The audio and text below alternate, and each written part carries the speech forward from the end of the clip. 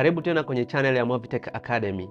Katika video hii tutajadili kanuni muhimu za ubunifu ambazo zinaongoza mchakato mzima wa kubuni na kutengeneza kazi nzuri na za kuvutia. Kama ningeambiwa nipendekeze ni mada gani muhimu katika graphic design, basi ningependekeza kanuni za ubunifu.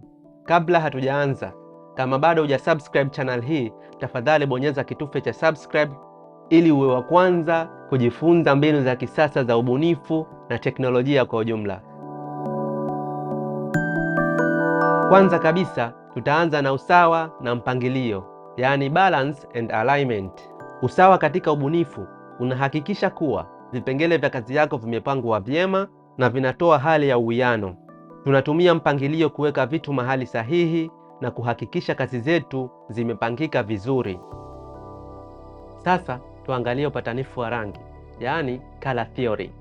Rangi zina uwezo wa kuathiri hisia na hali ya mtu anayeangalia. Ni muhimu kujua jinsi ya kuchagua rangi, kuoanisha rangi ili kuwasilisha ujumbe na hisia fulani. Kuna rangi 6 zinazowakilisha gurudumu la rangi. Rangi 3 kati ya hizo ni rangi za msingi na rangi 3 kati ya hizo ni rangi za sekondari. Rangi za msingi ni nyekundu, manjano na buluu. Rangi za sekondari ni machungwa, kijani na zambarau. Ukichanganya rangi za msingi unazalisha rangi za sekondari. Kwa mfano, ukichanganya rangi nyekundu na rangi manjano unapata rangi ya machungwa. Ukichanganya manjano na buluu unapata rangi ya kijani, na ukichanganya rangi ya buluu na rangi nyekundu unapata rangi ya zambarau. Vile vile rangi 3 kati ya hizo zinaashiria hali ya ujoto na rangi 3 zinaashiria hali ya ubaridi.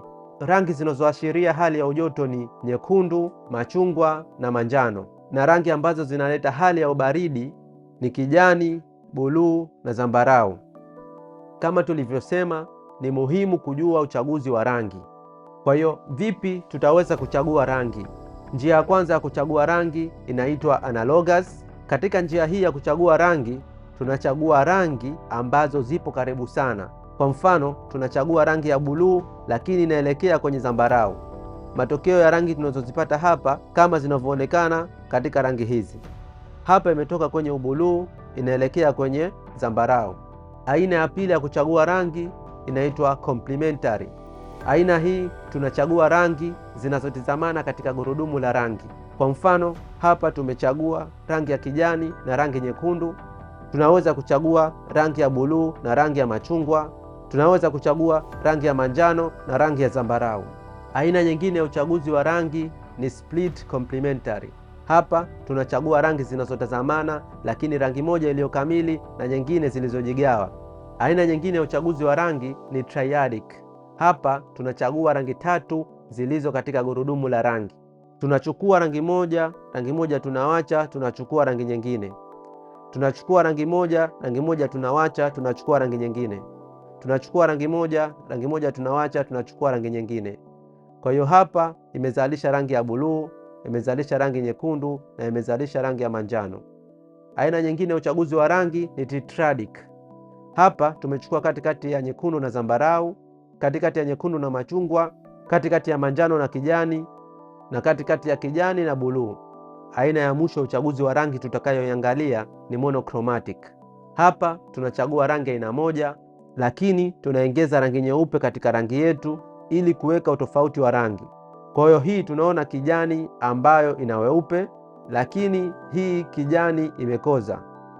Rangi zina maana zake. Hakikisha unachagua rangi kulingana na kazi husika. Mfano, rangi nyekundu inaashiria nguvu, tahadhari na kujiamini. Rangi ya kijani inaashiria ukuaji, uhalisi na mafanikio. Kwa mfano, umepewa kazi kwa ajili ya kutengeneza nembo kwa kampuni inayojihusisha na kilimo na mbolea. Kwa hiyo, kwa kuangalia maana ya rangi ya kijani ina nafasi katika rangi utakazochagua za kampuni hiyo. Wakati wa kufanya design zetu au hata baada ya kufanya design, tuweze kujua ama kutambua na kuelezea ni rangi hii tumeitumia kwa sababu gani na rangi hii tumeitumia kwa sababu gani. Sasa tuangalie uchaguaji wa hati ama typography. Uchaguaji wa hati ama typography ni sanaa ya kuchagua na kupanga hati ama fonti. Hii ni sehemu muhimu sana, hasa kwa matangazo, tovuti au mawasiliano yoyote ya kuandikwa. Fonti sahihi inaweza kuleta mvuto. Aina za hati. Kuna aina kuu 3 za hati. Kuna serif fonts, sans serif fonts na script font. Serif fonts ni aina ya hati ambazo zina vichoro mwishoni mwa hati hizo. Sans serifs ni kinyume cha serifs ambazo ni aina ya hati hazina vichoro.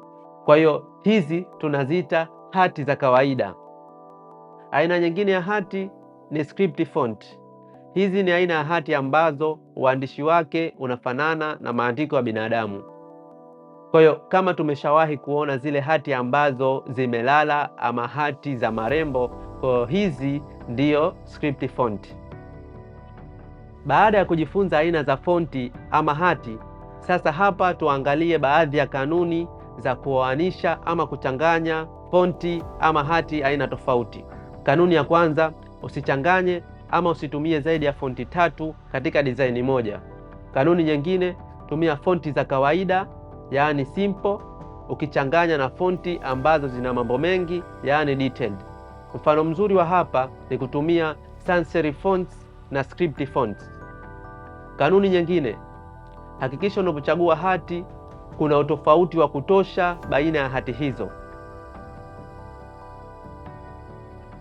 Sasa tuangalie kuhusu margin na white space. Hizi ni muhimu kuhakikisha design yako haijajaa sana na yenye kupumua.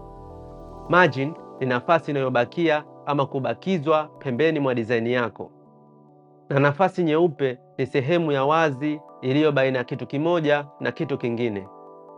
Margin husaidia sana katika printing kuhakikisha kwamba design yako haikatiki, na nafasi nyeupe husaidia kuongoza jicho la mtazamaji na kusisitiza maeneo muhimu.